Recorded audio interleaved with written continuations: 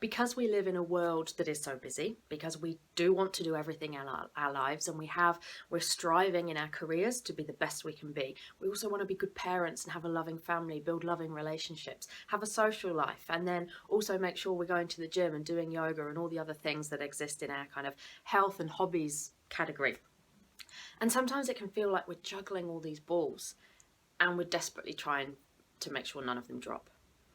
And that's where we often get into this space of burnout, of feeling like we're not quite keeping up. And then, of course, if life's going well, it's a little bit easier, the juggle.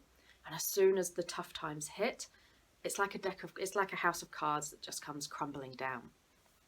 And a lot of that is to do with our resilience. Now, here's the thing with resilience. It's like a bank account. We need to be paying into it all the time so that when the tough times hit, we've got an account to withdraw from. We've kind of paid enough into our resilience account to be able to call upon it on those times when we need it. And bad times happen to us all. It's not that some people had good lives and some people have bad lives. The good and bad, it comes and goes, regardless of who we are, how much money we have, how healthy and well we are. So this is why resilience is critical, because everybody needs it at some point. And it's no good waiting until the time that we do need it to start working on it, because that's too late. It's like a tree. So if you think of a tree will grow strong roots into the ground when the weather is fine, so that when a storm hits, it stays strong. And we're the same. We need to be growing our strength so that when the storms hit, we can weather those storms. And the way we live our lives, the modern society that we live in, almost makes resilience more critical than it's ever been. And it's ironic because there's a lot of things we can do to build our resilience. Generally, we're too busy to do them. And of course, if we're really busy and feeling overwhelmed, that's the time that we need them the most. We need to be investing in this stuff the most. So making time for this is critical. And here's how I flipped the narrative on this myself. So I was in the corporate world for a couple of decades, and I ended up burning out. And I used to see resilience and contributing to my resilience as a luxury, nice to have. I'll get to that when I've done the important stuff. And that experience taught me that actually it's the other way around. This is the important stuff. This is the foundation from which everything else builds. So if we've got our resilience sorted and our roots grown into the ground, then anything life throws at us, that busy to-do list, our corporate career, our striving, then that all becomes so much easier. And in those times in life where the rug does get pulled from under our feet, something bad happens, we're better able to deal with it. We're better able to bounce back. And of course, that's resilience in a nutshell. It's not about what happens to us, because let's face it, we don't always have control of that. It's how we bounce back from it. And that's resilience.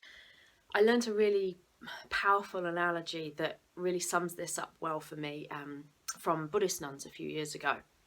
And they call it the second arrow analogy. So if you have a problem, they liken that to being shot by an arrow. So you've been shot by an arrow, it's causing you pain, there was nothing you could do to avoid it, but what do you do about it? And that's our reaction. And they liken it to being shot by a second arrow. So let's face it, imagine you've just been shot in the same place by another arrow, double the pain. The second arrow is the one you shoot yourself. Your second arrow is the reaction to the problem. So let's put this as an example so it makes a little bit more sense. You've got up, you're late for work, you go out to the car, it's broken down. That's your first arrow. It's causing you pain. It's something that you haven't got control of. Now, there's two choices. The thing you control is what you do about this situation. Do you get angry, kick the car tires, worry about the meetings you're going to miss?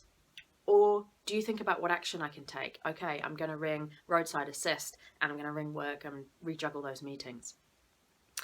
That's the second arrow. We choose whether we shoot ourselves in the same spot with another arrow by our reaction to the problem that's facing us. And that's the bit we have control over. And that's where we either deal with it or we increase our pain. So how do we build resilience? There's a number of different ways.